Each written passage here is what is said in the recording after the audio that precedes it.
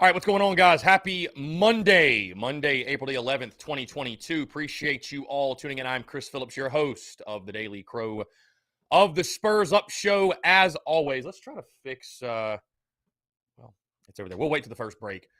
Camera's a little bit blurry today. I don't know why. Camera's a little bit blurry. Either way, we will fix that. Guys, again, appreciate you all tuning in. It is Monday, April the 11th, 2022. The Crow is finally back, Travis, yes. Travis Allen Skyland, let's see. Trevor Urwell, Cody Gaskins, Connor Lee, Brennan, appreciate you all tuning in. Also, guys, if you're in the Big Cock Club Discord, head over to the TDC Questions channel. The TDC Questions channel, be sure your questions are answered there.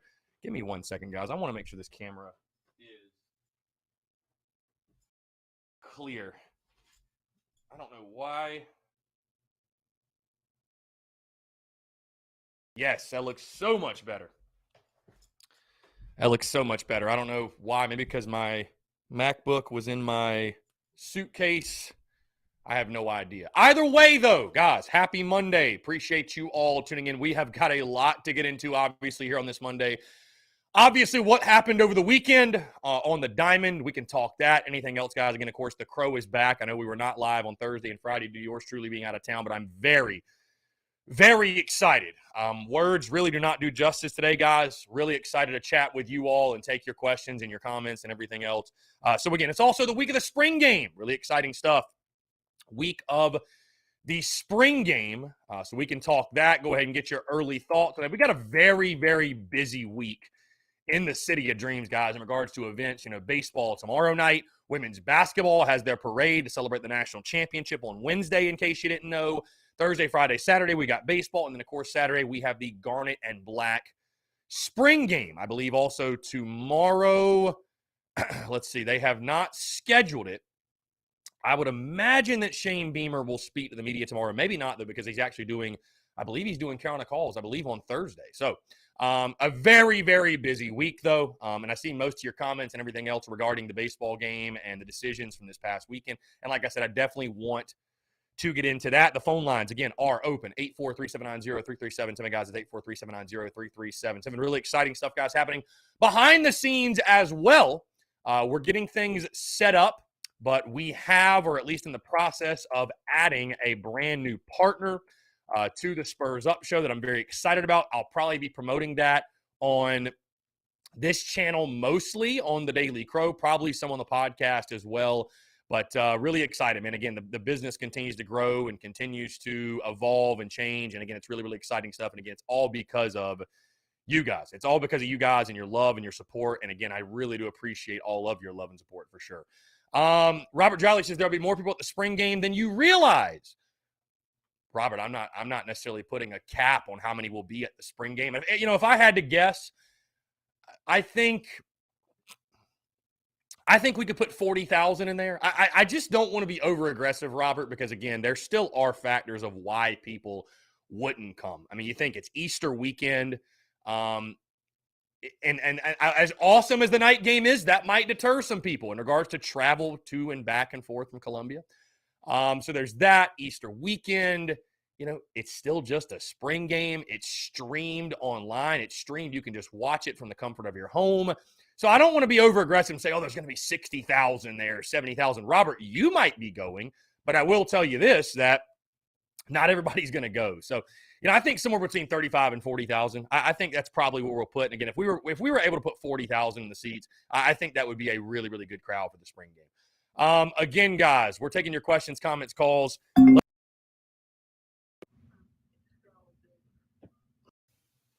Skylar, what's up, man? How are you? Got to be your first caller for the week. Yeah, man. What's I feel like I know what you're going to say, but go ahead. Fire Kingston. Oh, man. What a weekend it was. What a loser he is and a loser mentality he has. Up 8-3 or 8-2, wherever which one it is. And you put your Sunday starter in. Mm-hmm. And you possibly could on Sunday. And if you started with Matthew Becker. Just blows my mind. You could have won all 3 games this week versus the Georgia Bulldogs. Yeah, I mean, listen, feel? I was there Friday, went home Saturday and Sunday to enjoy time with the family, which I absolutely do not regret because I had a blast with my dad watching the Masters and hanging out with the family who I hadn't seen since literally Christmas. And I don't know what just happened to Skyland. He just fell off the phone lines for some reason, but I'm sure he'll call back in. But yeah, I mean, listen, let's just get straight into it, man. The podcast, of course, dropped this morning. My full thoughts and breakdown of the weekend, but it was an extremely disappointing weekend. First off on Friday, you have an opportunity to win the ball game, and I know, man, you swing more, you help yourself. I mean, that's the ideal situation. But you know what? On a Friday night in the SEC, I know Georgia didn't have their top arm, but on a Friday night in the SEC, Skyland, we lost you there, my man. I don't know what happened. I don't know either. Yeah. Anyways, I was just really getting into it, man. I was just gonna say, that series first starting on Friday. Sometimes in a Friday night in the SEC, a lot of times you're just gonna have to win 2-1. And I was there, like I said, on Friday night. And yes, the hitting needs to, you hit more. You're not in that position. Blah blah blah, whatever. But you're up 2-1 going to the ninth. You got to win that game. You just have to win that game. And the decision, I like Cade Austin a lot. Don't get me wrong. But the fact you don't have a true closer and you have to keep Cade Austin. And again, here's the thing. You can't even use the injury excuse. You can't use, because the only guys you're missing right now that really, I mean, Julian Bosnick and Wesley Sweat. Wesley Sweat was not going to be dependent on, at least going into the season, as one of your top guys. So, with all due respect, I'm sorry.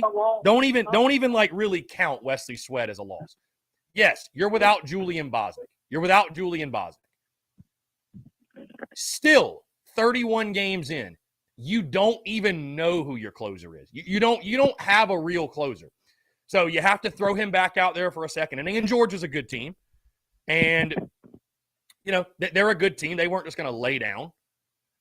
So, it starts from there. I mean, obviously, man, the whole summary of the weekend, or really the main talking point, what should be the main talking point, is the Matthew Becker decision, the decision to insert him in the Saturday game up by, 5 runs. I mean, that tells you everything about this team, this coaching staff. I mean, it's not a 1-run game at that point. It's a 5-run. You don't have anybody. So you're telling me that Aiden Hunter's good enough to start the Sunday game, but he's not good enough to come in relief on Saturday? How does that make any sense? Like, it's just, you got to think. It is truly a desperation move by Mark Kingston to say, you know what? If we don't bring in Matthew Becker now, we risk getting swept tomorrow because we do not trust our bullpen. And I'm not saying you're wrong for not trusting your bullpen, but you got to roll the dice there and give somebody an opportunity. You can't just throw away the Sunday game. And I hate to say that because there's other guys on the roster that can pitch. Aiden Hunter could have went out there and threw a gem, and I guess they could have looked like geniuses. But it's just a mind-boggling move. It's a mind-boggling move. So, that just tells you everything you know. And like I told you, Skyland, like I told you, I know you're going to – I know, man, you're going to text me after every weekend. Every weekend kind of lose the series. You ready to say fire Kingston yet? As I told you before, Kingston will dig his own grave. This is just another piece. It's just another piece. So, will there come a point this season, things continue the way they are, where I will say fire Kingston? Yes. I've said if you don't make the postseason, he should be gone. And I mean, barring a miracle, this team ain't going to the postseason. I mean, barring a miracle. Worst record in the SEC. 4-8 in SEC play. I mean, and this team is what it is. Julian Bosnick, I know you have people. I just highly doubt he's going to pitch this year. Highly doubt. Mark Kingston doesn't have the stones to tell everybody that Wesley Sweat is out for the year. People, it's so funny to hear the reporters keep asking Kingston about any update on Wesley Sweat. He's out for the year. Just say he is. We know he is. I know he is for a fact from people that are on that team, that people that are friends of people on that team. He's out for the year. Just get it out there. Who cares? And if Bosnick's out for the year, just say it too. You know what I mean? So why is Tavares Butler playing outfield when he needs Tommy John?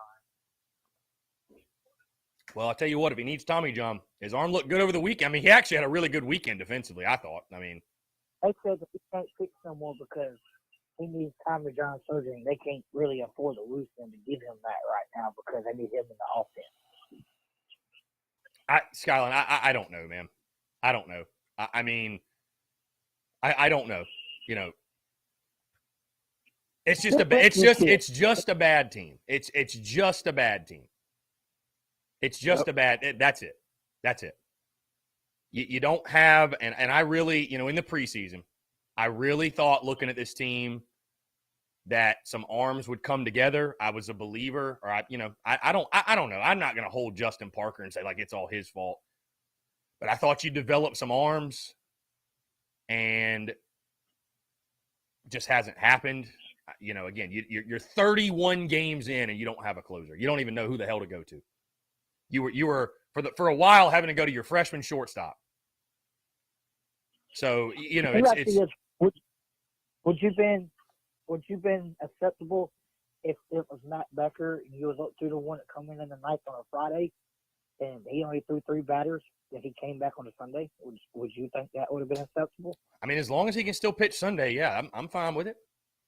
I guess they didn't think that far ahead. I mean, I guess that's another good point. Like, if you were going to use him Saturday, why not use him Friday and do everything you can to win game 1? I mean, it just – none of it makes any sense, bro. None of it makes any sense. I agree. None of it makes any sense. I mean, Kingston can say whatever he wants about we're getting creative in the pitching staff. No, you're just ruining game 3. That's what you just did. Score 9 runs. And scoring 9 runs, you should be able to win. Yeah. I mean, again, I talked about it last week, man. Numbers sometimes do lie. They don't lie for this team. You know, you look at the SEC. I don't have them exactly pulled up. I'm going to get them pulled up. But, I mean, you're the worst in everything. You know, you're basically the worst in everything. So you're batting 214. You know, I got them pulled up. Your overall stats, you're hitting 263, which is the worst in the league. You have a 5.43 RA. Oh, this is overall, which is worst in the league. I don't know where the SEC stats are on here. Either way, overall, you're the worst in the league in both major categories. I mean, that's it, man. That's it. So, I mean, I tell you this, though, Skyland. Again, this isn't football, right? It's not a 12-game season where we're going to make a change mid-season. Skyland, what other choice do you have than just to ride it out? That's it. That's I guess the unfortunate part. All you can do is ride it out. That's it. They're not going to fire him mid-season. That's just not going to happen. You know? You know, his buyout's $1.4 million after May 29th. Yeah, they're not going to fire him mid-season. So you fire him, you owe him like 1.8, 1.9. You fire him after May 29th, you owe him 1.4. Yeah. Yeah, it just baffling decision after baffling decision. The greats of the greats of Carolina baseball don't like you. And then you've got context of guys leaving Carolina and being better players. Brennan Malone is a perfect example. There's just so many damning things against. There's so many damning things against Kingston. That's why I said, if and when at this point, South Carolina doesn't make the postseason this year, I just do not see how he survives it. You can talk buyout, you can talk board of trustees. Maybe he does. I just don't see how he survives it, bro. I don't see how he survives it. I really don't. I think he's here another year. And it'll be a shame if that's the case, because the apathy that will be around Carolina baseball will be at such ridiculous level that we've never seen in the history of this program. Because, hey, I got to keep it fair. Carolina baseball has been the crown jewel. But I will say the same thing about baseball as I said about basketball under Frank Martin. It's not football where it's like unconditional support. Hate to say that. Breaking news, it's not. If you're not winning, if you're not putting a product on the floor, on the diamond, like people are not going to care. Most people right now have checked out of baseball season. God bless those of us that are going to continue to watch every game. Most have checked out, bro. Most have checked out. Most, they would rather us just spend the entire week this week talking spring game, which is fair, but, and again, it will get to a point where I will come out and say something on Kingston. I'm sort of just holding at bay right now, letting the season go, letting the season play. But again, proof's in the pudding, proof's in the numbers, proof's on the field, man. Proof is on the field. So that's it. All right, Skyline, I appreciate the call, my man. Thank you so much. Good stuff. Let's see. We got a text here on the text line. Let me jump to this real quick. Chris, am I the only person to get really nervous when Gilreath comes in? No slight on him, but dang, he just ain't on it. They continue to put him in. I don't know, just saying. Well, I'll tell you this, they kind of have to. I mean, who else are you going to go to, right? They don't have much of a choice. They don't have a lot of guys to choose from right now. So he's got to pitch. Bottom line. The Gamecock Hub says, Philly, you going to the spring game? Yes, I will absolutely 110% be there. I talked about this, by the way, the Gamecock Hub on the podcast that dropped this morning in regards to our plans for the spring game, because I know many of you have asked about a tailgate, and like I'm torn because I understand baseball's having a terrible year. I mean, who knows what that Saturday game is? Is it going to mean anything? Or are we going to be able to win one of the first two games? Who knows? I've got family coming in town. I've got friends coming in town. Probably the plan will be go to the baseball game as planned and then walk over to Willie B. That's probably going to be the move. If it's not, if we change things, if a tailgate does come up, I will let you guys know. But I mean, again, I know we're all excited for the spring game, but I feel like a 1 o'clock or 2 o'clock tailgate with the spring game feels a little aggressive. I do a little bit. So I think going to the baseball game is going to be the move. Listen, I'm a big give the people what they want guy, but I think going to the baseball game is going to be the move, and then walking over to Willie B about 4 o'clock or so. I mean, I think 3 hours for the spring game is going to be plenty of time. Patrick Davis is going to put on a concert. It's going to be one hell of a day. But yes, bottom line, I will most certainly be at the spring game. Very, very excited for that. I mean, again, Saturday is going to be a blast. This weekend is going to be incredible. And I'm really excited for Gamecock fans specifically, you guys to enjoy it. And I'll be enjoying it myself as well. But yeah, going to be a lot of fun. Going to be a lot of fun for sure. Again, guys, 843-790-3377. That's 843-790-3377. Cyber Solid says the baseball team is embarrassing, and I hate to say that. I mean, guys, you think about it this way. The only reason you won Saturday is because Georgia, like, basically helped you. I mean, you scored the first 5 runs without a hit knocking anybody in. Yeah, it's just it's hard to fathom and hard to comprehend this team and just how far you've fallen, even from last year. So, Panic Ritter versus the let's see. Panic Ritter versus the baseball team in kickball. I would totally do that, and I would talk so much trash on them. I'm sure you would, Panic Ritter. I'm sure you would. John Kruger, I have no idea what Mark Kingston was thinking. Truly have no clue. Michael Cavalier says, realistic expectations heading into football season 2022, over, under. I talked about this last week, Michael. I do think the over-under is going to be around 6.5. And I know people are going to say, oh, my God, hammer the over. But I think realistically, when you look at the schedule, who will be favored against, who will be underdogs to, I do believe that South Carolina, I think the over-under will be right at 6.5, maybe 7. Maybe 7. I think 6.5, though. Like, if I was making the over-under, I think 6.5 is a good number to get even money on both sides, which is Vegas's goal, obviously, in the end. So, I'd say 6.5. Personally, I would probably hammer the over. If it's at 6, I would definitely hammer the over. But again, much more of that commentary a little bit as we get later into the summer. The Gamecock Hub says, I've seen a lot of people saying we beat Tennessee. The Gamecock Hub, who are a lot of people? I mean, I could say just anything, you know what I mean? So who are these people? I think Tennessee's a really good team. I think Tennessee's a team we will most certainly be an underdog to. I mean, it's hard for me, Gamecock Hub, to, would you list us as a favorite? I mean, they were up on us 28-0 after the first quarter last year. So we need to prove that we can go out there and compete with them, I guess. I don't know. DJ Fleming, will the women's basketball team repeat? I think so. I certainly don't think that's out of the question. I certainly do not think that's out of the question. So, certainly do not think that is out of the question.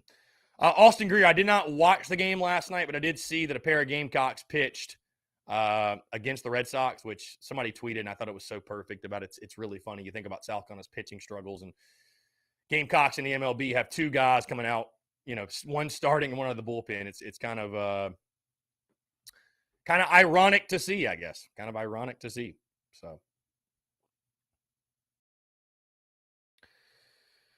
let's see. Again, guys, questions, comments, calls. Andrew the textbook says this team would have to go 17-8 in their last 25 and win some in Hoover just to sneak in as a 3 seed in a regional, in my opinion. Yeah, I mean, Andrew the textbook, it's in my opinion, it is 97% we're not getting in the postseason. I mean, 97%. That's where I'd put it. 97%. By the way, Todd Smith, thank you for the super chat, sir. Thank you for the super chat, Todd Smith. If you guys want to support the business, support the channel, support the content, support everything we do, you can do that through YouTube, super chat, and super stickers. Again, John, thank you. Thank you so much. Or excuse me, Todd, not John. Thank you so much, Todd. I appreciate you. Thank you. The Gamecock Cup bold wins this season, in my opinion, Kentucky and Florida on the road. Yeah, I mean, Kentucky'd be a huge one. Obviously, Gamecock Hub, I think Kentucky would be a huge one. I think that would most certainly be a huge one. Just because of the history in that series. And I mean, you guys realize you have not won in Lexington since 2012. You haven't won in Lexington since 2012. I mean, that is hard to fathom. That's hard to fathom. Justin Langford says, I would have rather just stuck with Holbrook, but then you'd go back to when guys my age went to the showcases at Sarge Fry. Ray Tanner, Monty Lee would be there with Mark Calvey. I would have gave Monty a try. Hindsight's 2020, Justin. Hindsight's 2020. I mean, you just never know. You just never know. So,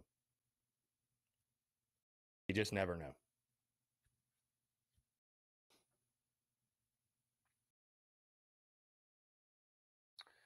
But again, guys, yeah, tough weekend. A tough weekend, and it all comes down to that decision on Saturday to put in Matthew Becker. Listen, I get strategy. I to a degree, I get strategy. That move didn't make any sense. That move didn't make any sense. None. By the way, since Gamecock Hub asked, roll call, who's going to be at the spring game? Who's going to be at the spring game? Phil, what's going on, my guy? Appreciate you tuning in, Phil. Appreciate you tuning in.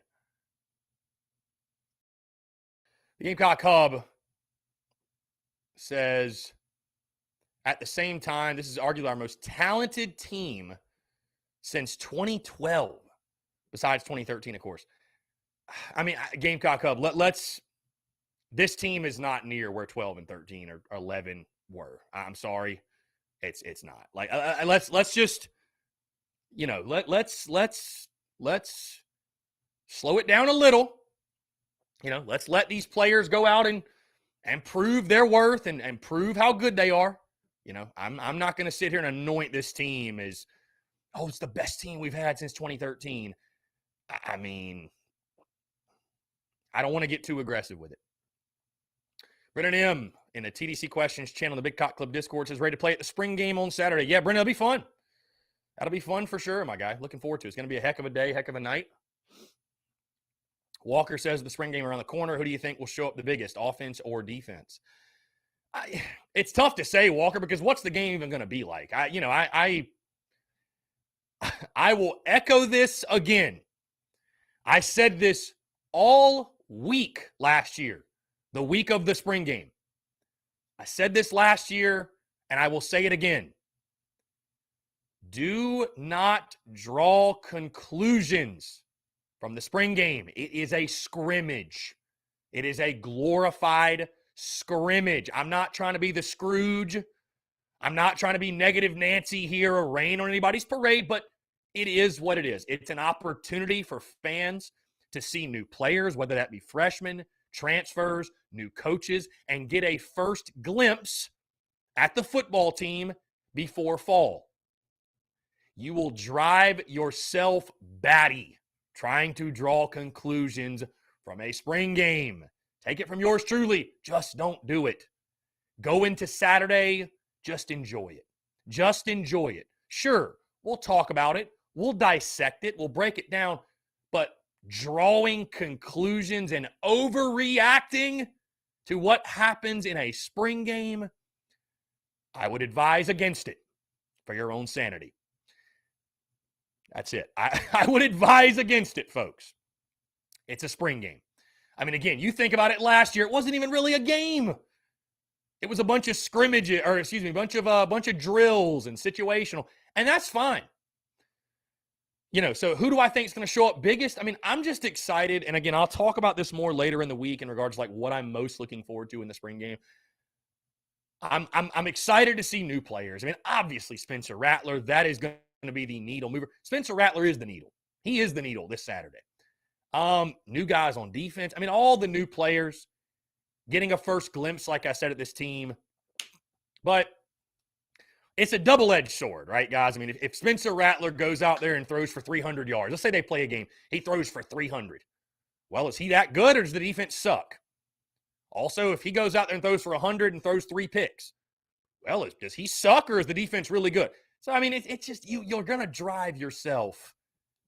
You're going to drive yourself insane. You know what I mean? Just enjoy it. That's all I'm saying. Just enjoy it. Just enjoy it on both sides. That's all I'm saying. And again, I know that nobody's going to listen to what I said. Nobody is. Because the same thing happened last year. We went through the spring game. Jason Brown throws a touchdown, and all hell breaks loose. So I'm fully expecting more of the same. So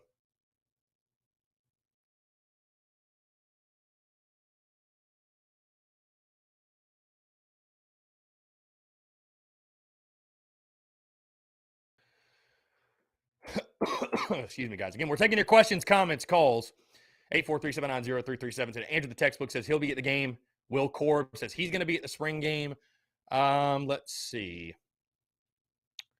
Again, I'm not trying to, guys. We're going to break down what I'm most looking forward to, players to watch for, all that good stuff. But I would just say, just don't draw from a spring game. That's it. Here we go. Will, what's up, man? How are you? Hey, what's up, bro? I'm in Chick-fil-A, so if I'm breaking up, I apologize. But anyway, I was calling to talk about your opinion about the spring game. I do agree to a certain extent, but there is sometimes you can kind of see the lack of something in the spring game. Like last year, I think we all knew we were not going to be a good team throwing the ball down the field. Other than the Jason Brown throws, like Doty had absolutely zero throws down the field. And even in a lot of the practices, they would talk about how we couldn't throw the ball down the field. So hopefully we can maybe see a little bit of that this year. You know what I'm saying? Like a little glimmer of hope.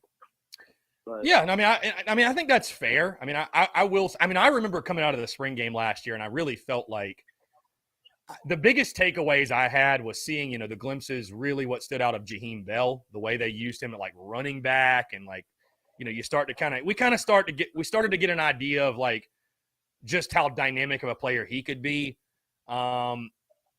I mean, realistically, I didn't expect us to be able to throw it down the field before the spring game last year. So, yeah, I mean, I guess that confirmed. I'm not saying there's nothing to take away. I'm not saying that. But, I mean, again, just because Rattler throws for 350 in the spring game doesn't mean he's going to win the Heisman. And just because he throws for 150 or 100 doesn't mean he's a bum. That's all I'm trying to say.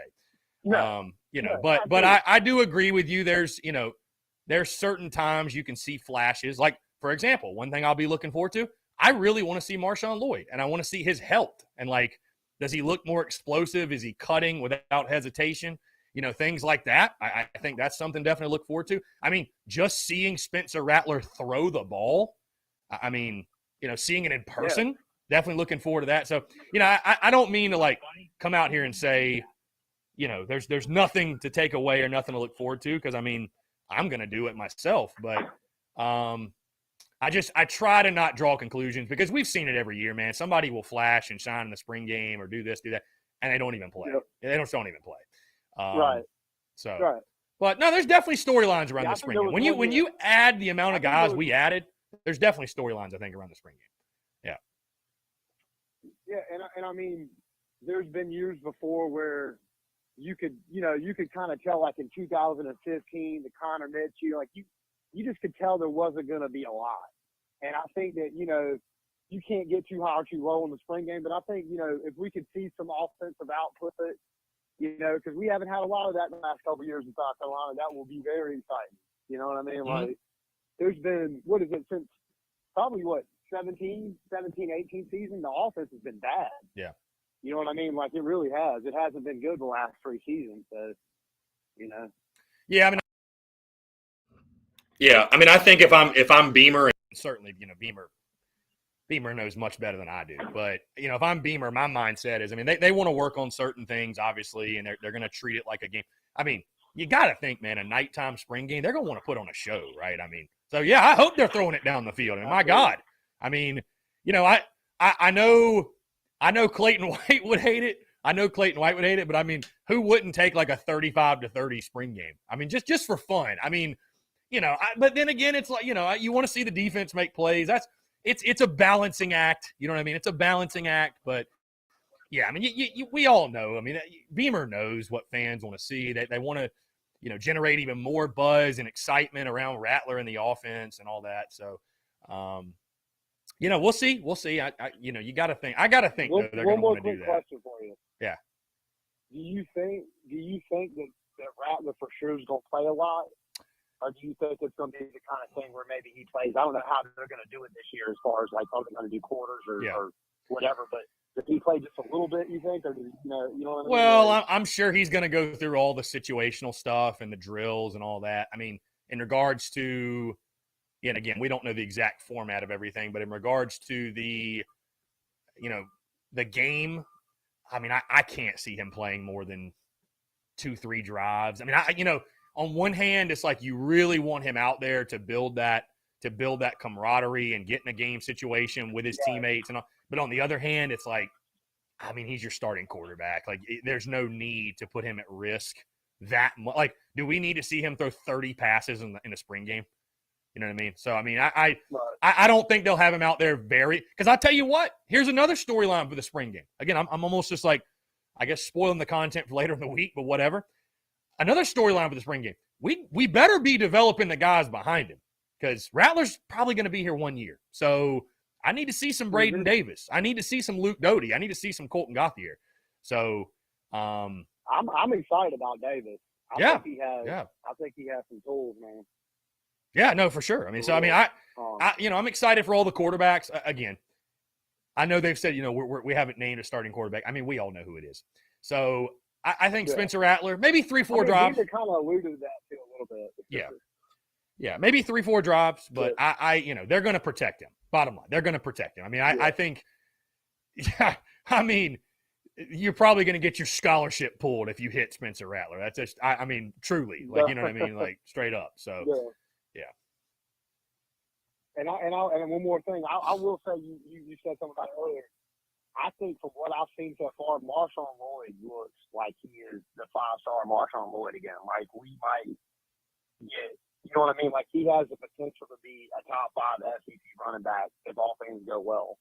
And I know we're going to probably do the committee thing a little bit, but he seems to be poised for a big breakout season.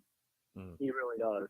Yeah, I mean, we posted that video that he posted on his Instagram, and yeah, I mean, you love to see it. You love to see it. Yeah, I would love to. I would love to see him return to that form, man. I think we're all really excited about what he can provide to the offense, and you just want to see him pan out, man. Because again, we don't get enough of those 5 stars to miss on them. You know what I mean? So. Absolutely, man. But anyway, I'll jump off and call later. Appreciate it. Yeah, man. Hey, I appreciate you, man. Thanks so much for the call. Always great stuff as always. I don't know. I just repeated myself there. Either way, 843-790-3377. 7 guys, it's 843-790-3377. Savannah Webster says that they would have made the parade Friday. I might have to come into town for both. Tell CAE to get more direct flights. Savannah, I mean, I wouldn't have minded the parade. I mean, I think they just didn't. I think they were doing their best to not interfere with the other sports going on, baseball, obviously the spring game, whatever. So, Wednesday was wide open. So I think they probably figured, why not? So, David Vincent, I will say to your point, because David asked about, are they going to have any of the lots, fairgrounds open for some tailgating for the spring game? Let me look up something real quick. Let's see. Cocky Trot. Let's see. Okay, here we go. Gamecock Park will be open for the Garnet Black spring game at 3 p.m. and is free for fans. Lexington Medical Center Fair Park will be open for fans at 4 p.m. and is $10 per vehicle. Like, is stuff like Seawell's open? I have no idea. I have no clue. So Gamecock Park open at 3 and is free. So there you go. Hopefully that helps you out, David. Fairgrounds, I have no idea. I truly have no idea. It doesn't list the fairgrounds there. I mean, I'm sure a simple call or Google search would find that, but that's kind of another reason why I'm not really trying to push a tailgate, because there's a lot of uncertainties around. I don't know. Cody Gaskins, if I catch a touchdown pass this weekend, I'd expect and hope everyone to protest and yell that I should be the number 1 wide receiver going into the season. Cody, I got your back, my guy. Why not? I'd love to see you be the number 1 wideout. Here, let's jump to the phone lines here. Call from Robbie Davis, a.k.a. Kirk Street. Robbie, what's going on, my friend? How are you? I am doing fantastic. I'm just sitting here eating my chicken pot pie that I put hot sauce on just now. Very nice. It's been a while, my friend. Good to hear from you. Well, let's see. Yeah, it feels like it's been a week since we've talked. Yeah, for sure. So it's always great to hear from you again, my friend. I just wanted to reiterate what one of the previous callers said, okay? Mm-hmm. Or what somebody commented on, okay? I've said this before. The main goal when it comes to a spring game, do not get anybody hurt, okay? That is the main numero uno goal whenever it comes to a spring game for any school, okay? And I'm not going to say, I don't know, I'm not going to take any conclusion into what I see on Saturday, because I will be present and accounted for at the spring game at Willie B. I will most likely 97% sure I will be there. And I'm not going to, we're going to really see how this team is, how good or horrible, whichever one happens. We'll find out how good they are or how they play whenever September rolls around and we're playing like Arkansas or Tennessee or any other schools besides Georgia and Texas A&M, in my opinion. That is the certainly story of how the offseason went. I mean, yeah. I mean, certainly that's that's what we're going to find out. Yeah, when you actually play some real games. So, again, the thing in the SEC was so funny, and I mean, I hate to almost expose us all like this, but I've just seen it time and time again where, and listen, I post an article every off season. Hope springs eternal in the off season, and it's probably arguably my favorite piece I've ever written. And for those who don't know what I'm talking about, it will come out over the summer, probably right after the spring game, or the weeks following. And I wrote it April or end of April of 2014. And basically the entire article just talks about the beauty of the offseason and why arguably it is my favorite time because of, in the offseason, everybody's 0-0. Nobody's lost a game. I preached this last year. Nobody's lost a game. Nobody's thrown a pick. Nobody's fumbled the ball. Nobody's missed an assignment. Right? Everything is good. All of your dreams and hopes and expectations are real. So people let their emotions carry them throughout the offseason of, man, we're going to beat Georgia. We're going to beat this team. In the SEC, reality hits you very hard, very fast. And I've just seen it year after it hits year. You in the face, and it doesn't care about. I've seen it year after year where, and it's fair. I mean, listen, I'm not saying you shouldn't have high expectations and shouldn't have. That's what makes the game beautiful. That's what makes college football great, is having those hopes and dreams and expectations, if you will.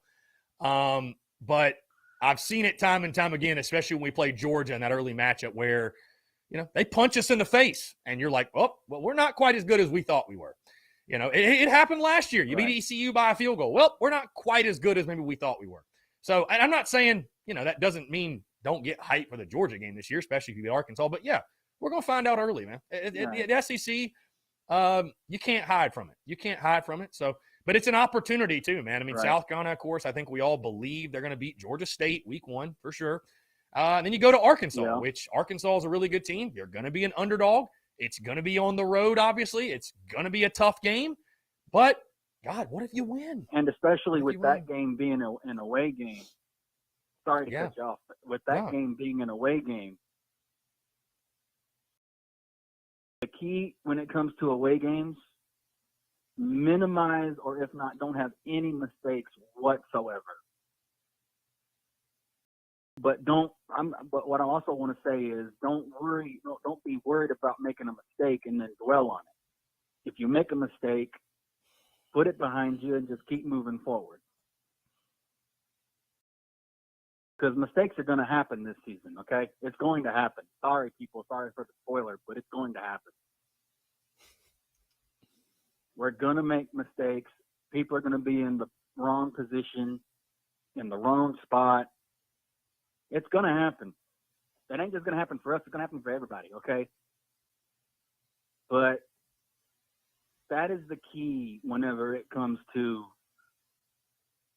especially playing in an away game. You cannot make a mistake. But if you do, don't dwell on it. I agree. Yeah, it's all about how you respond, man. That's because if you dwell on it, you're going to be so worried about making another mistake, you're going to make it. Yeah, it's all about how you respond to it. So, but anyways, back to the spring game though. We got a long time before kickoff. Yeah, I'm excited for it. I mean, again, like you mentioned, I mean, I think they're gonna, we're gonna take care of our guys. We're gonna if there's anybody that's even got a tweaked anything or this, that, whatever, they'll keep them out of the game. So unfortunately, I don't think you're going to see Jaheim Bell play. Will carry on Joyner might not. There's probably going to be some guys that will not play. But it's a great opportunity also for the young guys. Again, the backup. Spencer Rattler, we know he's our quarterback. What about the other guys? What about the newcomers and the transfers and on both sides of the ball. So it'll be a lot of fun, man. Listen, Shane Beamer knows better than I.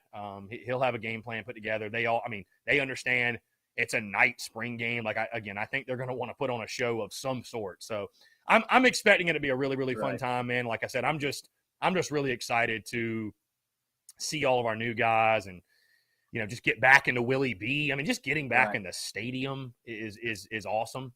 So it should be a really fun weekend. Oh, yeah.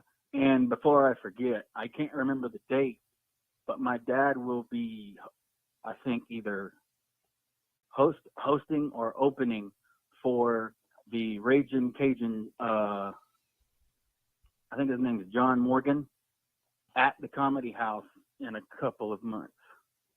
So we'll be in Cola for that.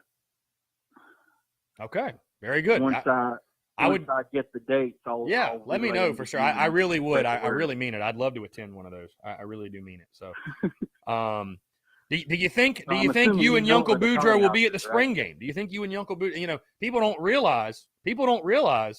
First time I ever met Robbie Davis was at the spring game last Was year. at the spring game exactly almost a year ago. Right. It was at the spring game. You and Uncle Boudreaux both. So. Yeah. He's also got a show in May, near the end of May in Tennessee. Mm-hmm. But yeah, I'm not gonna like I said, I'm not gonna take any conclusions or make any assumptions off of what I see Saturday night. I'm just gonna sit there and enjoy it, soak it in, because after the spring game, we got still a little while to go before the season kicks off. Yeah, I mean, 100 days to kickoff won't even be till like May the 26th or something like that. So, and that's 100 days. I didn't a week. So, yeah. So it'll let's just enjoy it. No need to rush anything. Live in the present moment. Let's enjoy it. But yeah, I'm looking forward to it, man. Big fact. Yeah, looking forward to it. Yeah. All right, man. I'm gonna get off of here and eat my lunch. Yeah, man. Go do your thing, Robbie. I appreciate you, my friend. Truly, it's always a pleasure to speak with you. You too, buddy. Have a great one. Okay. Take care. Thanks so much, Robbie. Great stuff from Robbie Davis as always. 843-790-3377. Guys, that's 843-790-3377. We're talking baseball, football, whatever you guys want to discuss. How was your weekend? How about the Masters? Scotty Scheffler getting the W. Guys, it's a great Monday to have a Monday. More of your questions, comments, calls on the other side of the break. You're tuned in to the Daily Crow.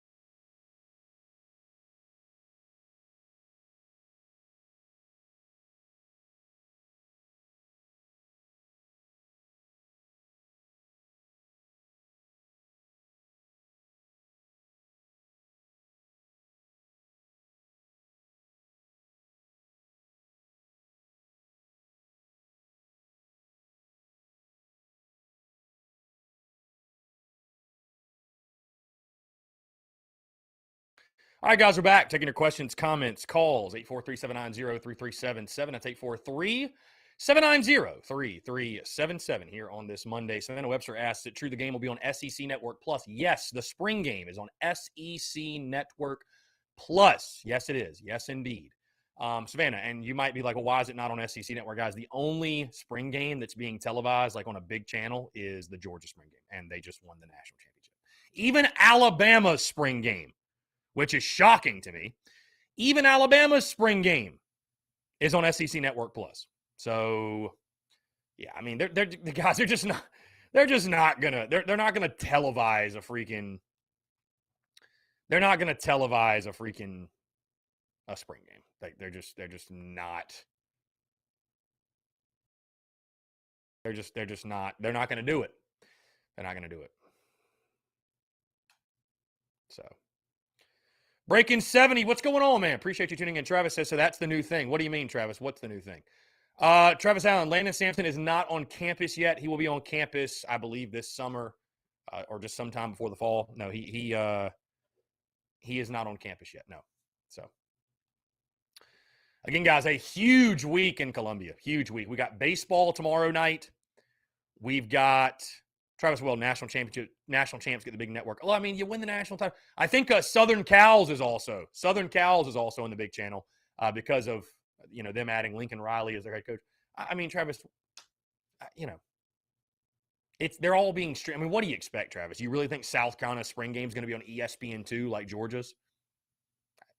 It's not. Come on, we all know it's not. Yeah, let's jump the phone lines here. Call from Robbie Davis, a.k.a. Kirk Herbstreit. Robbie, once again, what's going on? Okay, I will text you the date, but I'm going to go ahead and tell you the date so Okay. I don't forget. Okay, the dates for both, because there's 2 shows each night, June 25th or 24th and 25th. Yeah, you're definitely going to have to text me those dates because that is so far out. Yeah, but it'll be 2 shows nightly. All the shows will start at 7 p.m. and 9 p.m. Okay. I'll plan on being there then. So yeah. I'll probably be wearing my Carolina hat and a Yunkel Boudreaux shirt. You should be able to Love spot that. me. Love that. Yeah, I'll have to wear mine as well, my guy. All right, I'll text it. I'll message it to you. I'll message you the dates. Sounds good, Robbie. After I get over here. Yeah, sounds good, man. I appreciate All right, buddy. it. Bye-bye. All right, man. Good stuff. Good stuff. Travi, if you go to their website, Travi, it actually does say ESPN2. It does. So their game is on ESPN2. It is. Cody Gaskins, Vandy, Ole Miss, and Mississippi State are all struggling this season of baseball. Shocking. Yeah, it is. Yeah, it is. And, of course, we play Ole Miss coming off a sweep. How does that bode for us? I don't know, man. I mean, I don't know that it matters a ton, but, they'll certainly be coming into Columbia looking to right the ship and get a big series win for sure. But, yeah, it is crazy. I mean, guys, it just goes to show in baseball you just never know. You just never know. I think when you look at Mississippi State, for sure, the injuries they've dealt with have you lose your frontline guys and some of the arms they lost. It's just going to be really tough. And then, Vandy, I mean, you lose Rocker, you lose Leiter, and that's just a lot. I mean, those are huge shoes to fill, man. I mean, I know you add great players and everything, but it's still huge shoes to fill. So, yeah, I mean, you just never know in baseball. I mean, it is shocking to me as well. Because those teams are so good, so talented, but you just never know. You just never know. By the way, guys, an early look at the weather for this weekend, right? Big Gamecock weekend. Early look at the weather. Should be pretty nice. High of 79 on Friday with 33% chance of rain. So we should be good. High of 79 on Saturday, partly cloudy with just a 22% chance of rain. So I think we should be good there. And then, I mean, there's nothing even going on Sunday, but either way, just let you know, Sunday, 77, high of 77 with a 35% chance of rain. So we should be good. It doesn't look like weather's going to be an issue.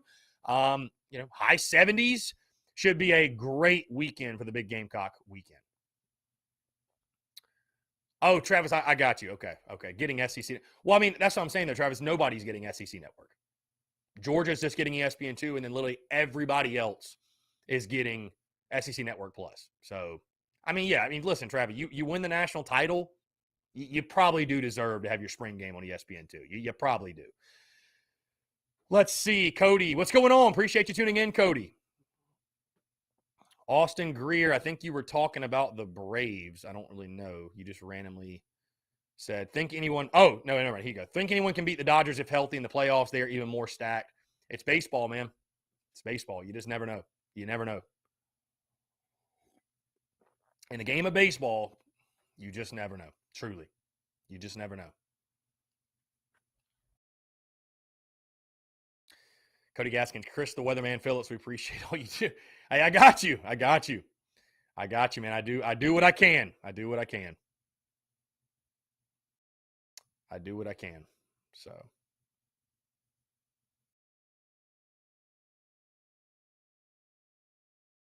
Anyways, guys, I do want to hear from you. 843-790-3377. That's 843-790-3377.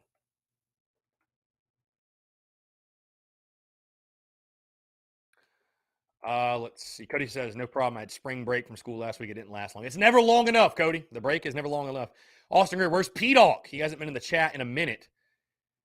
He's coaching, man. Coach Dawk is busy. He's a busy man. Coach Dawk is a busy man. He's a very, very, very busy man for sure. He's a very, very, very busy man. Maybe I can get him to jump in the chat one of these days. Maybe I can get him to jump in the chat. So, guys, we've hit 1 o'clock going in our second hour. What's on your mind? Appreciate you all tuning in.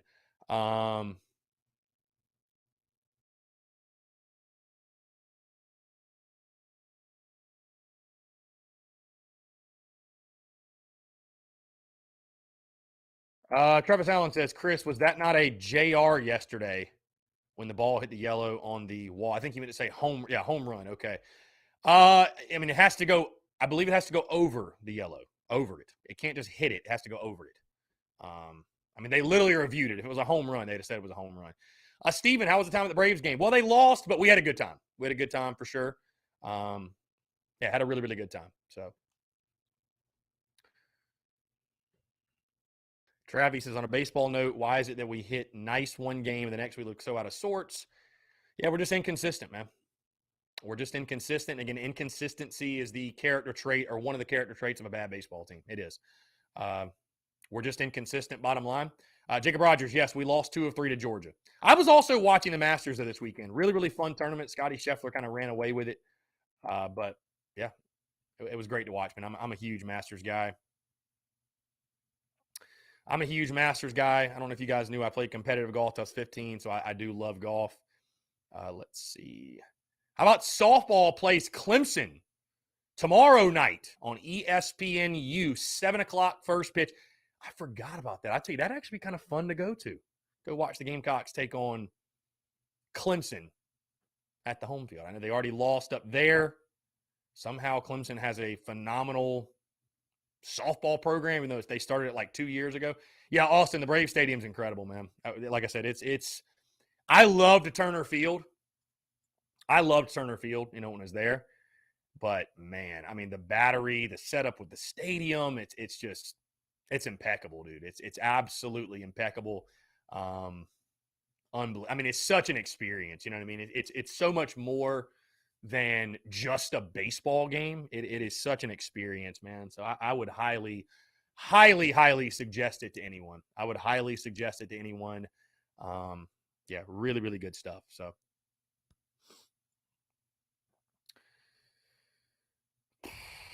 But yes, like I said, guys, a huge week. We got baseball tomorrow night, women's basketball parade, which I actually, by the way, just got in my women's basketball merch that we created, the national championship merch, the Dynasty merch, the women's basketball school merch, all really, really, really good stuff. Really good stuff.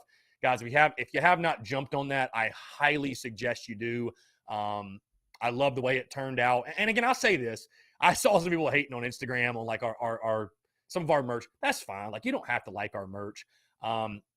That's totally fine. I am someone that when it comes to merch, I really believe that less is more. I don't need like extravagant designs or anything crazy. I believe in less is more. I like the witty, unique slogans. I like getting the point across in nice, neat font and text and colors. So I like the way it turned out. I like the way our merch turned out. Some people are just going to hate and they're going to talk shit just to talk shit, and that's totally fine. But yeah, I definitely highly suggest it, man. The quality is incredible. Like I said, I got mine in over the weekend, and really, really good stuff. You'll see me rocking it for sure. I think I'll probably be rocking the Dynasty merch at the parade. Might have to smoke a stogie. Just to continue to celebrate. I mean, why not? Why not, right? Why not? It's not like we've won enough national titles to not do that. Hey, the weather this week, guys. The weather in Cola. High of 81 today, 84 tomorrow, 84 Wednesday, 81 Thursday, 79 Friday, and then 79 Saturday, 77 Sunday. So, I mean, it's going to be a beautiful week. Going to be a beautiful day for the parade. Cannot wait. Hope to see y'all out there. Cody says, I got to try to go to Willie B on Saturday. Travis Allen says, with that, the case shouldn't our guy have been put on third instead of made the runner go back to second? Yeah, I mean, Travis, unfortunately in that situation, they can't just assume he would have made it to third. They can't assume he would have made it to third. So you can't put him on third there. So.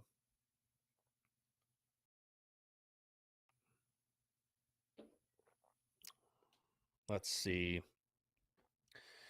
Robbie Davis, I appreciate you texting in those dates, my friend. June 24th and 25th. 2 shows nightly, 7 p.m., 9 p.m.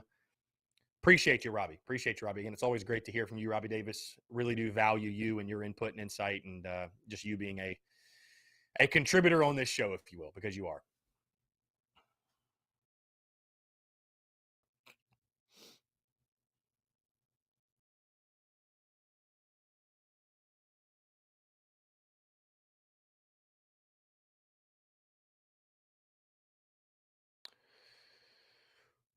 Let's see. DGD, what's going on, my guy? What's going on? Appreciate you tuning in. Just hanging out, my guy. We got a busy week in the city. Looking forward to the spring game on Saturday, and yeah, we're just rocking, man. So we're just rocking. Congratulations to you guys on a big series victory. Yeah, got the series victory over South Carolina.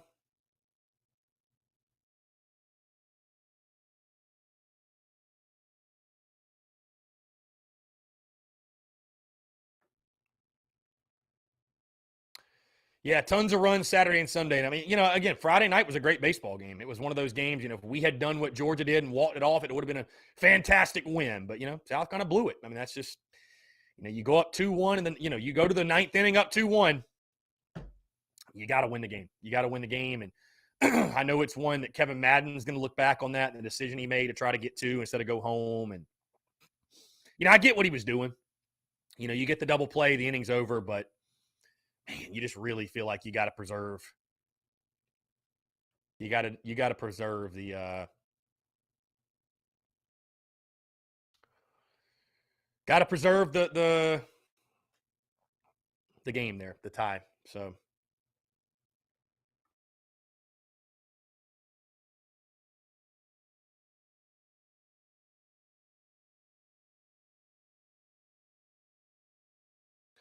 Keith in the TDC Questions channel, by the way, I apologize, Keith, for just getting into this.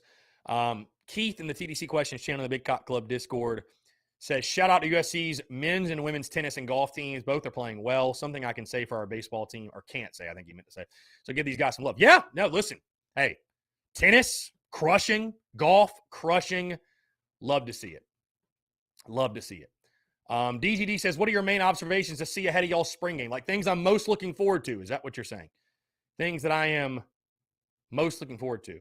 By the way, guys, breaking news, Joe Tipton of @TiptonEdits says that Jermaine Couisnard is down to 7 schools: Gonzaga, Ohio State, Oregon, Houston, DePaul, Maryland, UMass. That's a pretty good list. And UMass is on there. That's a pretty good list, though. But what am I most looking forward to ahead of the spring game? Again, DGD, later this week, I will have a full show, content, graphics, clips, all that good stuff in regards to the spring game and what I'm looking forward to and all that. So I'll break that down and dissect that more later in the week. But really, DGD, number one, I'm just excited to get back into Willie B. right? I'm just excited to get back into Williams-Brice Stadium. Just going into the stadium, watching your team. I'm sure, again, you can relate. Just getting back in the stadium after so long, that's a great feeling. Outside of that, I'm most looking forward to seeing the new guys. Obviously Spencer Rattler, you know what I mean? Just seeing him in a Gamecock uniform, because I feel like it's still almost kind of surreal that, that he's a Gamecock and he's our quarterback. So the new guys, seeing him, seeing the transfers, seeing the freshmen, outside of that, I think everybody wants to see just kind of what the offense looks like with Spencer Rattler leading it. So getting a look at the new guys. From there, can you see some flashes of guys? Yeah, the running backs, definitely excited to see how the running backs look. Lavassier Carroll, certainly a part of that. Christian Beal-Smith, Marshawn Lloyd, Juju. I mean, there's other guys. And then offensively, who's stepping up in the secondary, who's filling the void of Jalen Foster, who's filling the void of JJ Nigbare. Just, getting looks like, do guys flash? What do you see from certain guys? So, that's the top things. And again, we'll dissect it and break it down a little bit more later in the week. But those are the things that really stand out right now off the top of my head. So, Cody says, I want to see Austin Stogner. Well, Cody, if you want to see Austin Stogner, you will be disappointed, because Austin Stogner is not even on campus. He is finishing up his spring semester at Oklahoma. So you will not be seeing Stogner. Stogner will not be on campus until this summer. I don't know if you did not know that, Cody, but he is not even on campus yet. So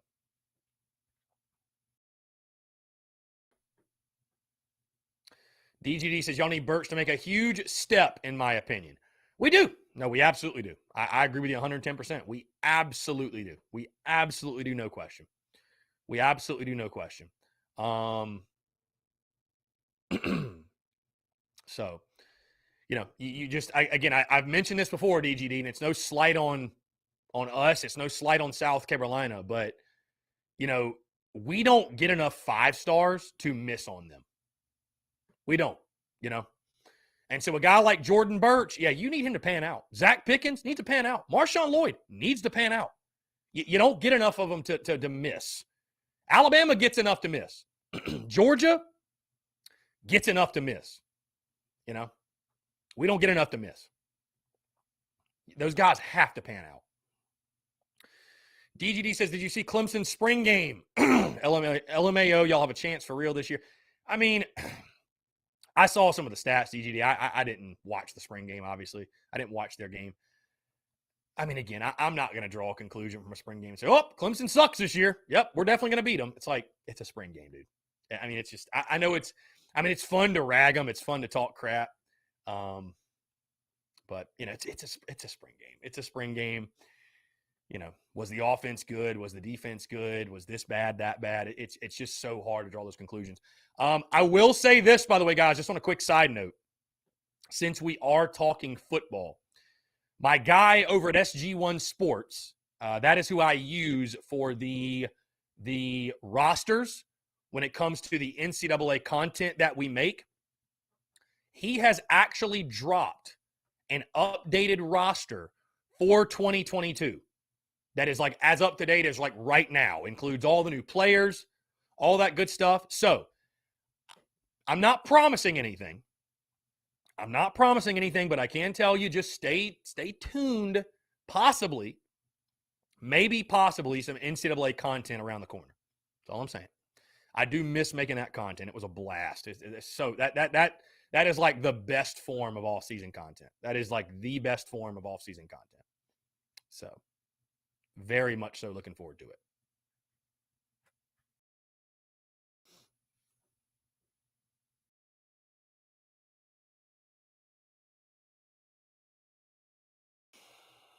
Again, guys, taking your questions, your comments, and your calls.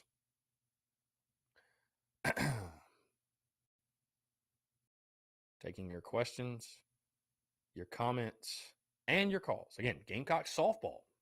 Also taking on Clemson tomorrow night. It's a huge week. It's a huge week in the city. It is a huge, huge, huge, huge week in the city. Very excited for it. Very, very excited. DGD says, a horrid day to be a ribeye. You cooking ribeye, my guy.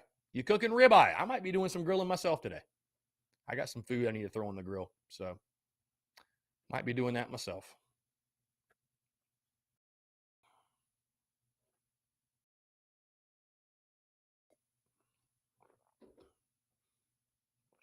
Yeah, it's a beautiful day today. I mean, like I said, we're blessed with weather this week. A beautiful week in the city for sure. It was beautiful yesterday. It was beautiful yesterday.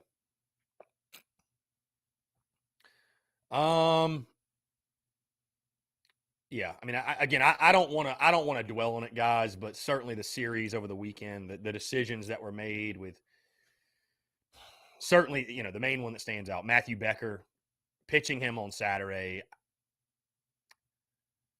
I just think, honestly, analytics is a thing in baseball now, right? The game of baseball has turned to analytics. and certainly you can't just ignore the numbers. I think that's the wrong way to go about it. But there has to be a balance, I feel like, of analytics, yes, but also just baseball instinct and having a feel for the game. And so I feel like Mark Kingston is just so caught up in analytics. He's so caught up in numbers. I think it leads to him making a lot of bad decisions. I think it leads to him putting guys in certain situations and scenarios they shouldn't be put in. And this isn't, again, guys, this is not really a small sample size. We saw this last year. We've seen it his entire tenure. Again, I'm not saying ignore the analytics. That's not what I'm saying, because if you're ignoring the numbers, right, you're not using all of the information you could be using to make yourself a better baseball team. But there has to be a balance. There has to be.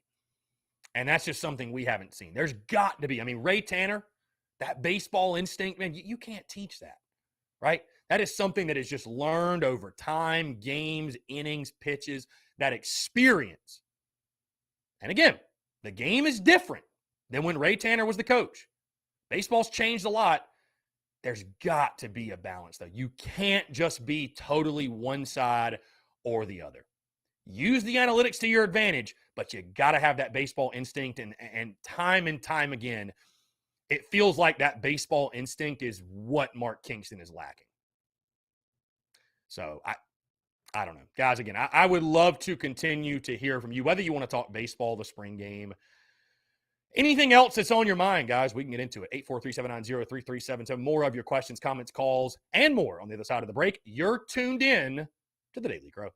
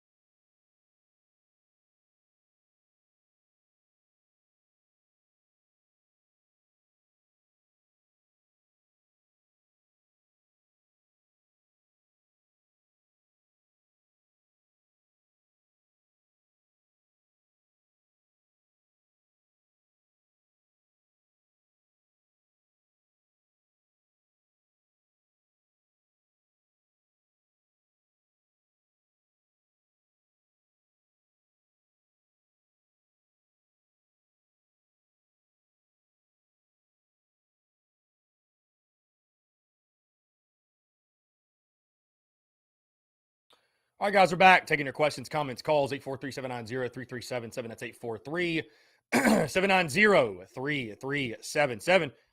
Excuse me, guys. Savannah Webster says, who is on top of your list to replace him? Him being, of course, Mark Kingston. If I had to put together a list right now, I'd probably say Clint Godwin at ECU, Scott Jackson at Liberty, Mark Calvey at South Alabama. Those would be some top names. Outside of that, I'm not 110% sure. Like, I haven't done research, but Godwin and Jackson definitely are some hot names. Those are some hot names that would be, I think, up for consideration for sure. So.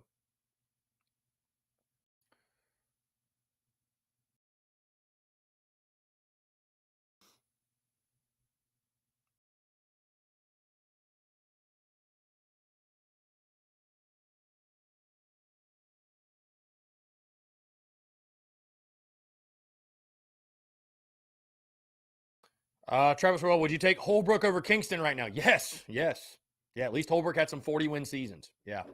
I mean, listen, I know it crumbled down the stretch. I know it did. Injuries, all that, you know what I mean? But, like, think about this, guys. Think about the season that got Holbrook fired, right? Think about the season that got Holbrook fired. South Carolina won 32 games that year. They went 13-17 in SEC play. I'm not saying that's good, but Call from Volume Miller, aka Young Savage. here we go. to Let's see what this is press about. 1 to send a voice. Young Savage, what's going on? Doing nothing, man. How about you? I'm doing well. Appreciate you asking. What's up? Doing great, but make it last week because the thing acting up. We won, so it was just Saturday, but Sunday, yesterday, I don't know that people that people. I really want to apologize for that I'm mentioning that, but that I want to apologize. So at the end of the day, he's a great pitcher as a grown man, but to make myself clear, but I want to support him. And so, and the rest of the people, I'm just waiting for him. So here's for be back here. Gotcha.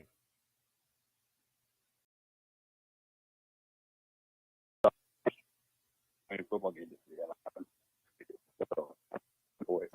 My guy, Young Savage, call back in if you like, because I can't understand a word you're saying. Let's see. Let's get back to the questions. Yeah, I didn't really understand anything either. Matthew Becker was all I heard. Austin Greer says, the way Columbia party after a women's basketball championship, I can't even imagine what it'd be like if we won a college football championship. The city might burn down. Dude, yeah. I mean, I was literally talking about that with a buddy of mine. I was like, can you imagine if South Carolina won a national title in football? Can you just even fathom it? You know what I mean? Can you even fathom what that would be like? Can you even fathom what that would be like? So, it'd be incredible. Be absolutely incredible for sure. I hope to see that day one day, Austin. I hope we all see that one day. I do. I hope we all see that one day. Guys, I do want to take a second to stop and say thank you to you all for tuning in. Your love and support, your undying loyalty to the Spurs Up show and all, just support across all channels, the content, the business, the merch, everything we do. It means the world, truly. It means the world. And, without you guys, again, TSUS would not be what it is right now and what it's becoming. So, again, thank you all so much. I just want to say thanks. Thanks again. I'm so grateful. I'm so grateful for each and every single one of you, like I said. And glad we get to partake in this this journey together. I really am. So, again, guys, 843-790-3377. That's 843-790-3377. Let's see.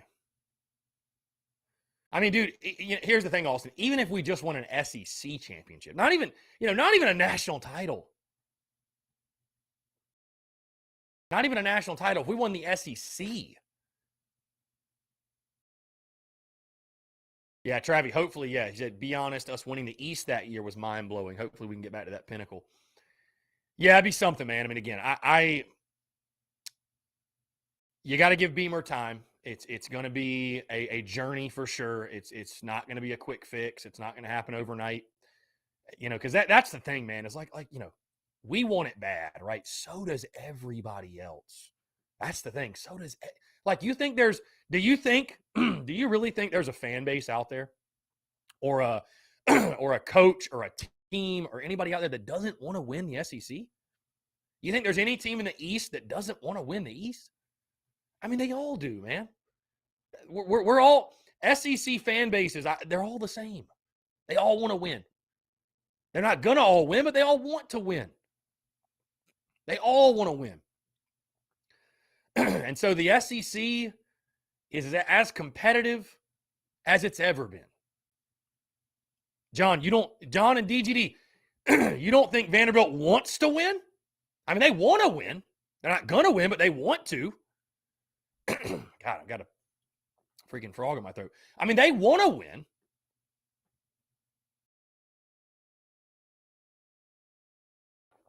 I'm just making the point.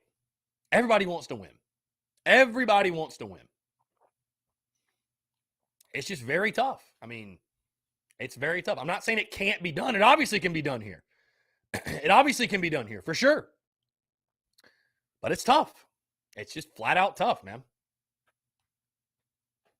Travis is as good as Kentucky has been. They still haven't made it to Atlanta. Well, if you're our guy, Brian Lattimore, you don't think Kentucky's very good. And I'm just giving him some crap. But he's not a believer in Kentucky, which is fine. Keith in the TDC Questions channel says, did we not have enough arms to get the necessary out Saturday? According to Kingston, I guess we didn't. We had arms. We had arms, Keith, that were available. I mean, again, you could have thrown Aiden Hunter Saturday. It's just crazy to me. You think about it. What does it tell? I mean, what it says to everyone else in the bullpen. Like, hey, none of y'all are good enough. Because we only threw Cade Austin on Friday. It's like none of y'all are good enough to hold on to this lead. Nobody else. We got to put in our Game 3 starter.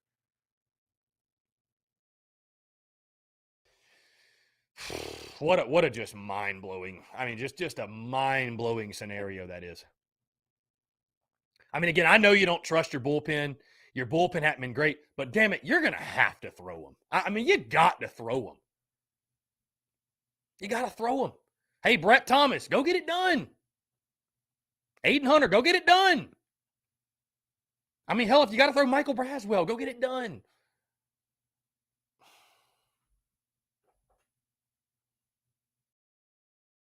Go get it done.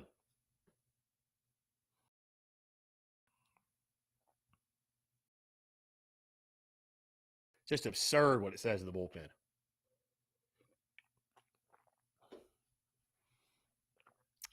Again, guys,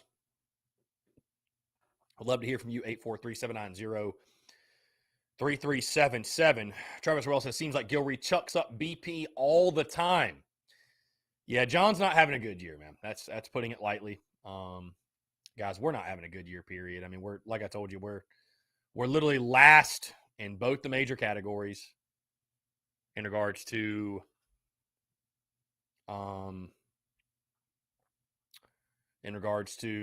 ERA and average. We are. How about the USC Letterman? They're posting April happy hour this Friday at River Rat, 5:30 to 8. Outdoor patio be reserved for Letterman. So a lot of events this weekend, man. A lot of events. Tons of events. So tons of events. We're going to have one of the guys over from Gamecock Bourbon, by the way, on the podcast on Wednesday. So that's going to be a lot of fun. That's going to be a lot of fun. We'll have him on the show Wednesday just to promote Gamecock Bourbon, what they're doing. Of course, guys, like I said, they're having an event Friday at Bourbon on Main Street. I think they've actually sold out the tickets for that. So, Austin Greer says MLB franchise stream March to October game mode. Austin, are you suggesting I play an entire MLB season, game by game, from March to October? Is that what you're suggesting? My friend, how much free time do you think I have? Like, I mean, talk about having no social life. Every night, yeah, I got to play an MLB game. Like, little over the top, my guy. Little over the top. Oh, okay. It's Sims. You only play key moments. Okay, I guess I haven't simmed. I haven't simmed a season in quite a while. I didn't know that. Who would I play as, Austin? Because I'm not going to be playing as South Carolina. The Braves? Play as the Braves? Braves content on a Gamecocks in a Gamecocks entity? I don't know. I don't know if that's really the move. By the way, folks. By the way, since Austin is commenting, be sure to go to social media. Check out, we dropped Austin's predictions for each and every SEC team. Let's go through these really quickly, actually. Starting in the West, our very own Austin Greer. He's got Alabama undefeated, 12-0, 8-0 in conference. Finishing in second, Texas A&M, 9-3, 5-3 in the conference. In third, Ole Miss, 9-3, 5-3 in the conference. In fourth, Arkansas, 8-4, 4-4 in the conference. Fifth, Auburn, 6-6, 3-5 in the conference. Mississippi State, 6-6, 2-6, and then LSU finishing last, 6-6, 2-6. So the worst team in the West is going to make a bowl game, which is very believable. The West is loaded. In the East, again, this is Austin Greer. This is Austin Greer. In the East, he's got the Georgia Bulldogs winning the SEC East, taking on Bama in the championship, 11-1, 7-1 in SEC play. I'm very curious to see who he has Georgia losing to. In second, he's got Tennessee, 9-3 overall, 5-3 in SEC play. In third, South Carolina, 8-4, 5-3 in SEC play. Fourth, he's got Kentucky, 7-5, 4-4. Fifth, he's got Florida, 7-5, 4-4. Sixth, he's got Mizzou, 6-6, 2-6. And then seventh, he's got Vanderbilt at 3-9 overall and 0-8 in SEC play. So we'd love to hear you guys' thoughts on that. Again, you can drop the comments on social media. We can talk about it here. I think those are very fair. Again, I would be curious to know who Georgia loses to because I've looked at Georgia's schedule. I've looked at Georgia's schedule. I don't know who's going to beat Georgia. I really don't. I mean, I hate to say it, obviously. But you look at their schedule. They've got, sorry about that. They've got, let's see. Okay. They've got Oregon at Mercedes-Benz in Atlanta to open the season, which I think will be a really interesting game just because you think of the Bo Nix factor. He's at Oregon. I think Georgia should win the game. Samford week 2, that's it up. At South Carolina week 3. They then got Kent State at home, at Mizzou, Auburn at home, Vandy at home, bye week. Florida and Jacksonville, Tennessee at home, at Mississippi State, at Kentucky, and then Georgia Tech. Just a quick glance on that schedule. I mean, who are they going to lose to? Because I feel like their toughest games are at home. You know, Florida, you could say, is a rivalry game, but that Florida's not going to be very good this year. You know, Tennessee, but it's in Athens. It's in Athens, right? Auburn's at home. I mean, I don't think Auburn's near Georgia. And then, you know, at South Carolina, could that serve, you know, especially if we beat Arkansas week 2, could that serve as a bit of a trap game? Certainly, but I don't think South Carolina's on Georgia's level yet. And Austin Greer says Vols beat the Dogs. That would be a massive win. I mean, again, I think Tennessee's a good team, don't get me wrong, but them going into Sanford and winning, that would be a massive, massive upset. That would be a massive upset. So, So I will say this. I do think Georgia is at worst 11-1. And college football is crazy. I mean, anything can happen. Anything can happen for sure. But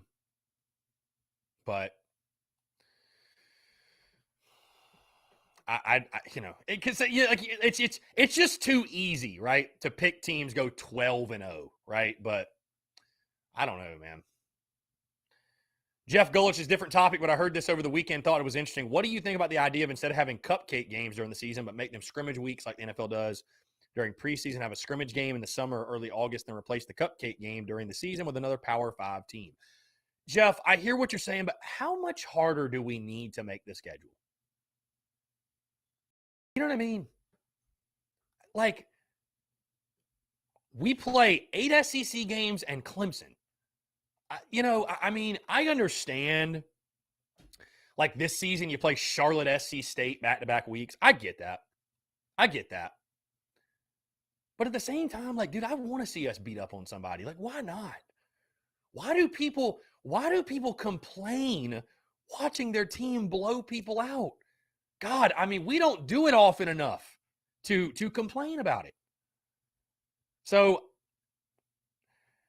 and also, too, you know what? It's an opportunity for those kids at those schools, Georgia State, Charlotte, South Carolina State. I'm just saying the schedule's hard enough. I mean, I think the schedule's hard enough, man. I don't know. I get it to a degree. I do. I get it to a degree. And I love seeing the tough out-of-conference matchups as well. I do.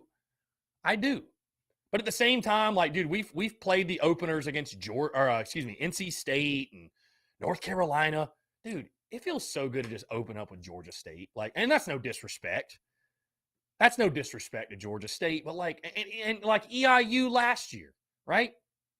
It was just so nice for the Beamer era to start with an easy W. You know, no drama. Just start with an easy win. Build some confidence in week one. I mean, I got no issue with that. I got no issue because, I mean, again, you say like, Alabama's scheduling cupcakes. I mean, dude, like, your schedule's not easy if you're an SEC team. I don't care who's in your non-conference. Schedule ain't easy. The schedule ain't easy. Bottom line, it's not. So, Jeff Gulledge, I get that it's hard already, but it also makes it harder on other teams. What does that mean, Jeff? I mean, I guess whatever. Listen, if you want to play, I mean, I will say this.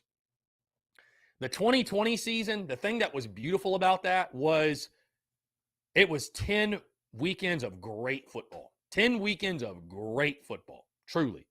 I mean, SEC matchups, SEC, like on top of each other every weekend. That was awesome. So, you know what? Fine. I mean, whatever. If you want to do that, so be it. I mean, it's great football either way. I'm not the one that has to go out there and play it. But I think you'd also have to probably at that point expand the playoff because teams are going to lose games.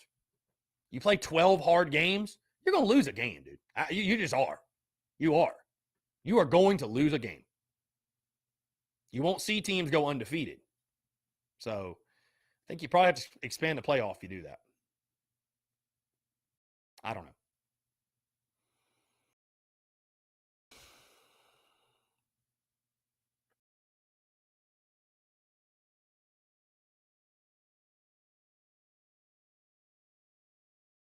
Jeff Gullis says yes, but teams like Clemson sucks, Ohio State, Notre Dame, et cetera, will lose more often. I hear you, man. I hear you. I hear you. Yeah, I mean, listen, whatever. I'm game for whatever. Yeah, and Travi, obviously, I hope we don't experience what happened in 2020 ever again. I understand that. But I'm just saying that, yeah, I mean, to his point, having a season full of great games instead of the cupcake games, it was fun. Guys, we're going to jump into one final break, and I want to continue to hear from you. More of your questions, comments, calls, and more on the other side. You're tuned in to the Daily Crow.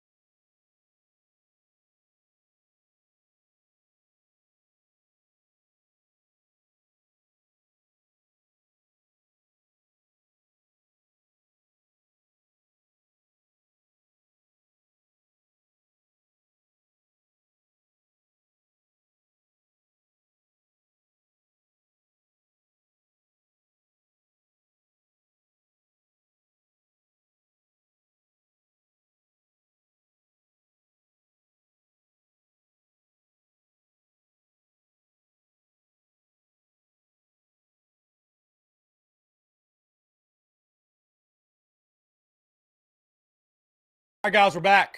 Taking your questions, comments, calls, final 15 minutes or so here on the Daily Crow, Monday, April the 11th, 2022. And what an exciting week in the city it is. By the way, guys, quick reminder, the podcast did drop this morning, episode 635, full breakdown of what happened over the weekend against the Georgia Bulldogs. Also, my thoughts. Keyshawn Bryant announcing his plans. I believe it was on Friday. I believe that's when that came out. So, yeah, guys, packed show today, of course. The podcast will drop, as you know, on Wednesday and Friday, Daily Crow live every single day. And again, we're going to have a ton to discuss this week. By the way, guys, a quick update. No Tin Roof Show this week. No Tin Roof Show. The reason is because we will be at the Women's Basketball National Championship Parade, because that gets going, I believe, at 6 o'clock. We'll probably be out there earlier than that. But that gets going at 6. Should be a fantastic time celebrating them, the national championship. Also, no Tin Roof Show actually the rest of the month, because this Wednesday, National Championship Parade. Next Wednesday, Tin Roof has an event. And then the following Wednesday, I will be out of town. So, no Tin Roof Show for the rest of April.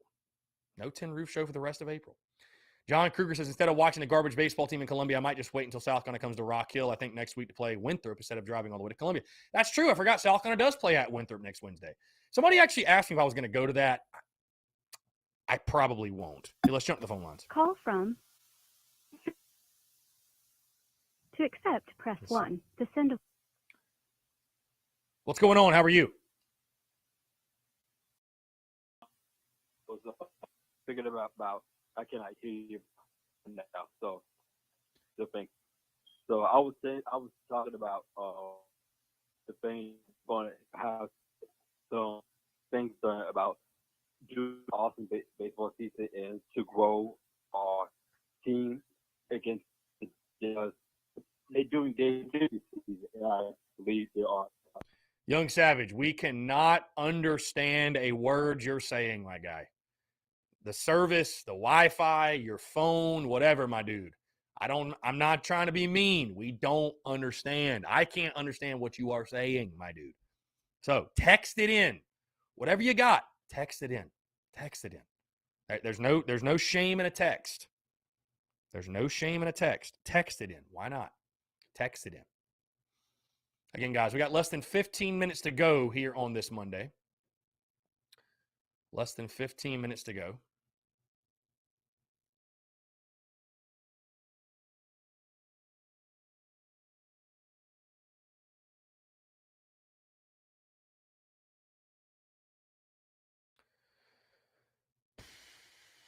Yeah, Jeff says it's just an interesting idea. Yeah, agreed. Let's see. Somebody text in. Who's done a worse job? Mark Kingston or Monty Lee? Yeah, it has been. I will say this. It's been more surprising to see Monty's lack of success than Kingston's. I mean, you can look at Kingston's track record and say, he wasn't a good coach to begin with, and the records and all that reflect that. But I mean, I really would have expected Monty to have a lot of success there. And yeah, you look at Clemson right now, and I told you guys, I told you guys before, even after they beat Carolina, that's not a good baseball team. And they are 19-12. They are 2-9 in the SEC. 2-9. And I mean, you're talking about a team that started like what? 14-0, 16-0, something crazy like that. So, yeah, they are just got swept by Notre Dame. They are struggling. I mean, they are struggling. So, and they got to go to Wake Forest this upcoming weekend. So, I mean, heck, we might see both teams looking for new coaches. Truly, we might see both teams looking for new coaches. Travis Allen, I did see where those two Georgia offensive linemen hit the portal. Dude, if I'm Shane Beamer, I am all over that.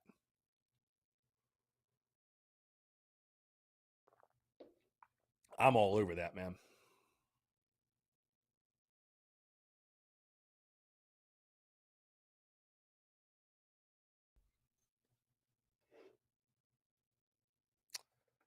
Let's see.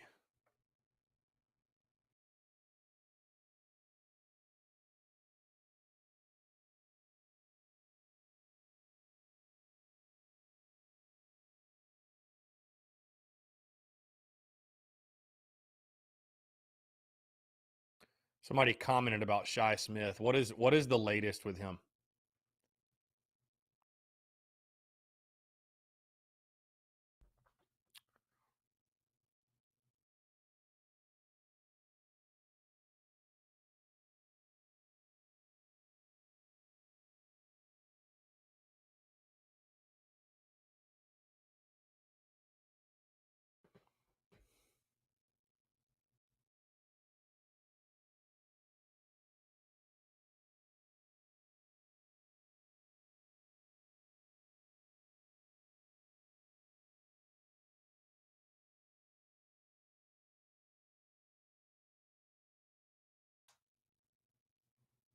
You hate to see that, man.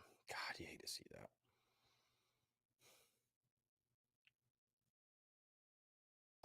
Yeah, no, Jeff, I just read it. You just hate to see that.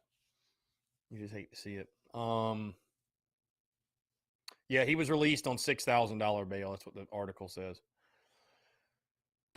Josh Williams, who you're paying attention to the most in the spring game? I mean, outside of Spencer Rattler, because that's going to be the obvious answer. I would say offensively, Christian Beal-Smith at running back, or Antoine Wells at receiver. Defensively, I'd probably go with. I'm excited to see Terrell Dawkins as far as the newcomers are concerned. Obviously, Birch. I want to see how he's grown in his game. So I'm excited to see the kickers too. We got a competition with the kickers. Excited to see the kickers. Justin Martin says, "How was Augusta?" Well, my parents live in North Augusta, so that's where I was. I didn't go to the National. I didn't go to the Masters or anything. But yeah, it was great. It was great, Justin, to spend time with family. Hadn't seen them since Christmas, and so to spend time with family and go home and do all that was incredible. Truly was. So yeah, really was.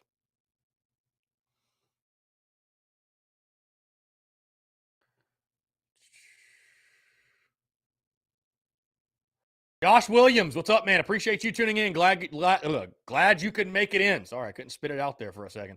Glad you could make it in, my guy. Appreciate you tuning in, Josh. Appreciate you tuning in.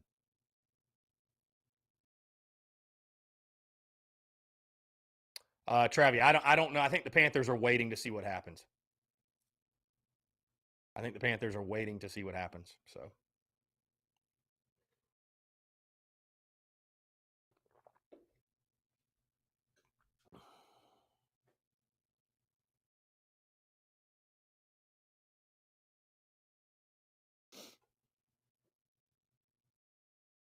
again, guys, less than 10 minutes to go. Quick reminder: podcast did drop this morning.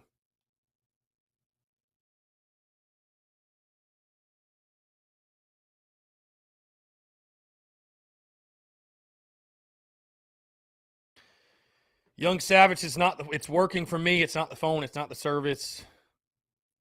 My guy, it's literally like choppy, like cutting in and out. So maybe it's my service. Maybe it's my service, my guy. Not trying to like knock you or anything. I just can't understand you when you call in. I'm not knocking your voice at all. Not knocking your voice at all. You can listen back to the audio. You can't understand it. So, yeah, Travi, how about no Rebecca? Where is Rebecca today? She hadn't even commented. Hasn't even commented. Maybe she hadn't had her sweet tea and orange crush yet. I don't know. Jeff Gulledge looking forward to seeing the wide receiver and tight end. Which tight end, Jeff? Because as you know, Austin Stogner's not playing in the game. He's not even on campus yet. So.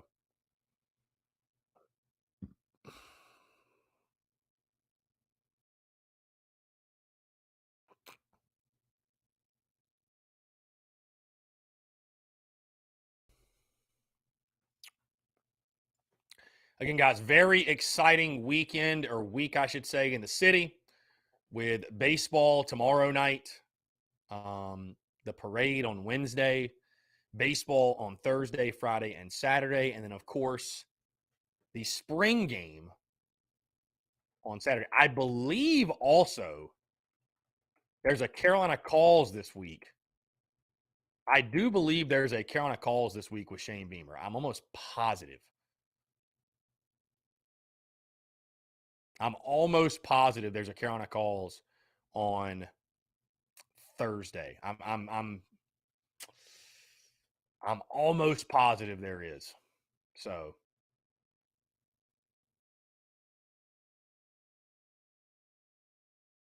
I'm trying to find it.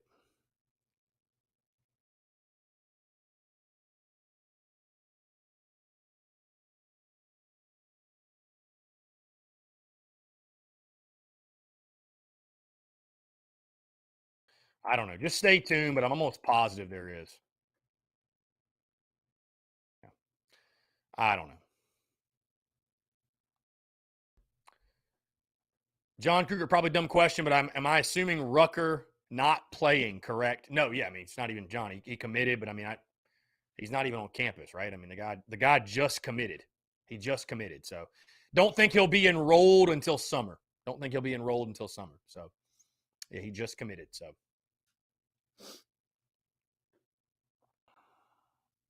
Travis Allen says, man, y'all got me still thinking about grilling ribeyes this evening. Think I will. Why not, Travis? It's a beautiful day for it. Why not? Beautiful day for it. Beautiful day for it. Bad day, or actually, good day to be a ribeye. Good day. Good day. Good day to be a dead cow, that's for sure. Or a bad day. I don't know. Is it good or bad, you think? Hell of a day to be a dead cow. We'll put it that way. Hell of a day to be a dead cow. Hell of a day to be a piece of red meat. That's for sure. That's for sure. That's for sure. Yeah, John, I saw the Dabo comments over the weekend about NIL. And I mean, he's still just. Thank God we have Shane Beamer, who's a forward-thinking, progressive head coach that understands the value and the impact of NIL and the positives of it and what it can provide to our football program, our football team. I mean, thank goodness. Thank goodness. I mean, it just I just if you're a Clemson fan, I mean, listen, we can talk rivalry but like how do you support what he's saying? You know what I mean? How do you support what he's saying? Rakeem Sprinkle says 20,000 fans this Saturday. What do you think, God? I hope more, Rakeem. I'd be very disappointed if there's only 20,000 people there. I would be very, very disappointed. You got to put at least 30 in there, man. You got to put at least 30. I mean, I'd like us to hit 40. I'd like us to hit 40. I really would. Got to put at least 30 in there, at least. So, just my thoughts on it. Just my thoughts. Jeff, I don't have the, let's see. Can I find it real quick before the end of the show? His thoughts on it. Let's see. His thoughts on NIL.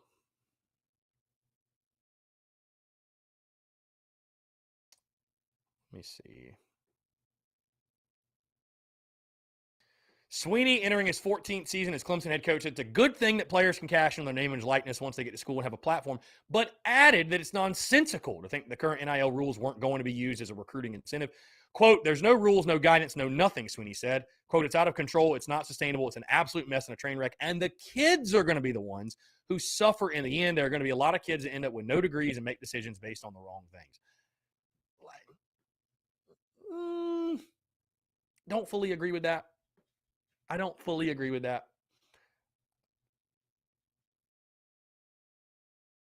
It's just, I don't know. Him being weird about NIL is a weird move. And then Clemson starts an initiative over the weekend, like to support and funnel into NIL. I mean, you either support NIL or you don't, man.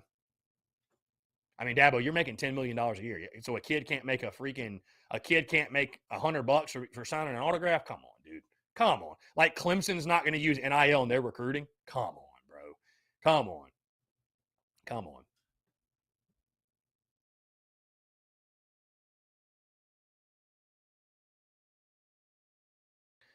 So, I mean, Austin, I hear what you're saying. If you're solely picking a school just for NIL, hey, I agree that's not the right move. I agree, but it doesn't mean that it shouldn't exist. So it's an evolving thing. We'll see what happens. It's ever changing and it's going to evolve, but I don't think NIL is a bad thing for sure. Guys, that's going to do it all for me. Appreciate you all tuning in. We have hit 2:00. Like I said, check out the podcast that dropped this morning. Stay tuned to all the content this week. Podcast, Daily Crow. You know the drill. Content bleeding out the eyeballs. Folks, That's going to do it for me. Appreciate you all tuning in. Y'all have a great rest of your Monday, and we will talk to you tomorrow.